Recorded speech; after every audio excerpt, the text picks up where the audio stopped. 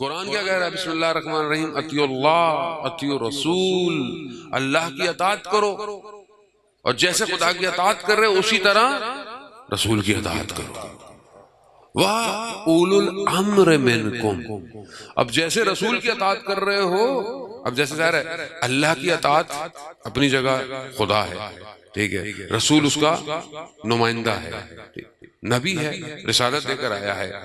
یہاں خدا جب اطاعت اللہ کی کہہ رہا ہے اس کو الگ رکھ رہا ہے، جہاں وہ کہہ رہا ہے اطیعوا الرسول اور اولو الامر کی اطاعت کرو، یعنی جیسے رسول کو مان رہے ہو رسول کے بعد اولو الامر کو ویسے مانو۔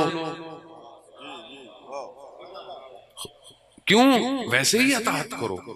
اب یہ اطاعت کہاں نظر آئے؟ اطاعت نظر آنی چاہیے نا، میں مطیع ہوں۔ مطیع کس کو کہتے ہیں؟ بس جو اطاعت کرتا ہے۔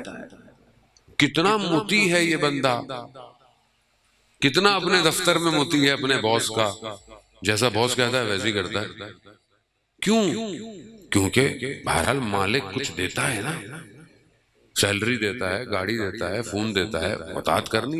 اب آپ بولے بھائی تم رات کو 9 بجے کیوں آفس بیٹھے ہو؟ کہہ رہا بھائی باس ہے، مالک ہے، دے رہا ہے بہت کچھ۔ اب یہاں چھوٹی سی زندگی میں چھوٹا سا مالک کی اطاعت تو انسان کرتا ہوا نظر آتا ہے، اور جو ان اللہ علی کل شیء قدیر ہے اس کی اطاعت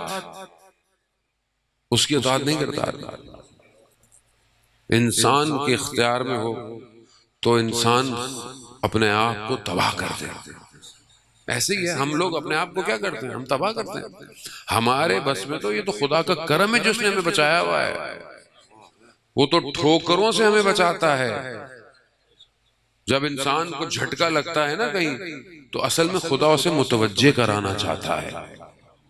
تذکرۃ الاولیاء مشہور کتاب ہے اہل سنت کی، اس کے اندر مختلف واقعات ہیں، بیان ہوتے ہیں۔ ایک لوہار کا واقعہ، شہر میں ایک شخص کیا کہتے ہیں جی ایک لوہار کے پاس بڑی کرامت ہے۔ کیا ہے کہ وہ دہکتے ہوئے لوہے کو ہاتھ سے اٹھاتا ہے۔ یہ کیا کہا بھی تم ولی ہو کیا؟ یہ کرامت کہاں سے آئی؟ کہا نہ میں کوئی ولی نہیں ہوں، نہ یہ کرامت ہے۔ بہرحال پھر بھی یہ اس مقام پہ، بہرحال وہ کہتے ہیں کہ مجھے کسی سے عشق ہو گیا، جیسے جوانوں کو بہت جلدی ہو جاتا ہے، ہو گیا، بڑی کوشش کی لیکن کچھ نہیں ہوا۔ تو میں نے سنا تھا کہ فلانی جگہ پہ کوئی پیر صاحب، جادوگر، بابا ہوتا ہے نا یہاں پہ بھی، اس کے پاس گیا۔ اس نے کہا بھئی ایسا ایسا، اس نے بولا ہو جائے گا لیکن تم 40 دن تک کوئی نیک کام نہیں کرنا۔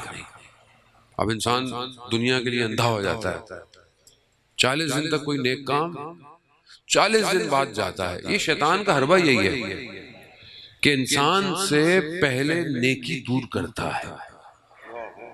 کیوں؟ کیونکہ نیکی ہوگی تو نجاست نہیں آئے گی، پہلے نیکیوں کو دور کرے گا پھر نجاست کو لے کر آتا ہے۔ 40 دن اس نے کوئی نیکی نہیں کی، کچھ بھی نہیں کی، نہ نماز پڑھی نہ کچھ نہیں کیا، جگہ واپس جاتا ہے، پھر وہ حساب کتاب کرتا ہے، کہتا ہے تمہارا کچھ نہیں ہو سکتا۔ کہا کیوں؟ کہا تم نے کوئی نیکی کی ہے؟ کہا میں نے کوئی بھی نیکی نہیں کی۔ کہہ رہا نہیں غور کرو۔ کہہ رہا ہاں تمہاری طرف آ رہا تھا، رستے میں پتھر پڑا ہوا تھا، میں نے کہا اس کو کنارے میں کر دوں کوئی گر نہ جائے۔ وہ جادوگر کھڑا ہو گیا، کہتا ہے کہ 40 دن نماز نہیں پڑھی، نیکی نہیں کی، پھر بھی خدا تمہیں تمہارے قدموں سے بچا رہا ہے۔ خدا ہے۔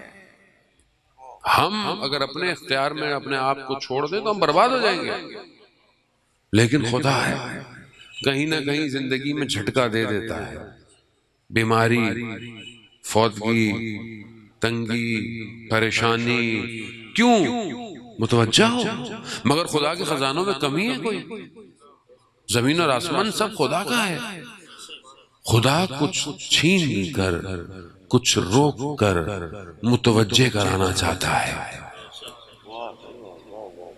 کہ اے بنی آدم، یہ سب کچھ میں نے تمہارے لیے بنایا، مگر تمہیں میں نے اپنے لیے بنایا ہے.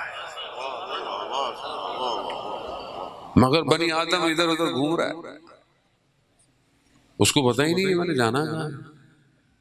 ہاں ایسے ہی ہو گیا. آج کتنا شور ہے زندگی میں.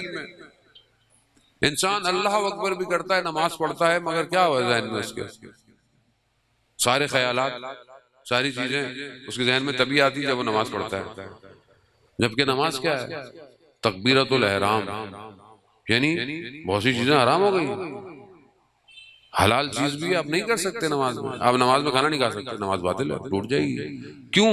کہا نہیں، اس وقت جب حاضر ہوئے ہو تو صرف خالق کے آگے ہو بس. ہمارے بدن ظاہری طور پر خالق کے آگے ہیں، ہمارا دل خالق کو نہیں جھک رہا. سر سجدے میں مگر دل صنم کا دل ہے، دل میں کوئی اور ہے. اور وہ کیسے ہوگا؟ ایسے تھوڑی ہوگا آپ نے وضو کیا، نماز پڑھی تو آپ بولے میں ایک دم ولی اللہ بن جاؤں، میری نماز بھی آیت اللہ بہجت جیسی ہو جائے. نہیں ہوگا. جب آپ کا پورے 24 گھنٹے خدا کے لیے نہیں تو پھر آپ نماز میں اپنے ذہن کو خدا کے لیے کیسے لے کر آئیں گے؟ کیوں؟ کیونکہ آیت اللہ قاضی طباطبائی فرماتے تھے یہ دل جو ہے یہ صرف خدا کے لیے ہے، اسے کسی اور کو کرائے پہ مت دو. لیکن آج دنیا میں اتنا میلہ لگا ہوا ہے کہ ہر کوئی ہمارے دل کا خریدار ہے.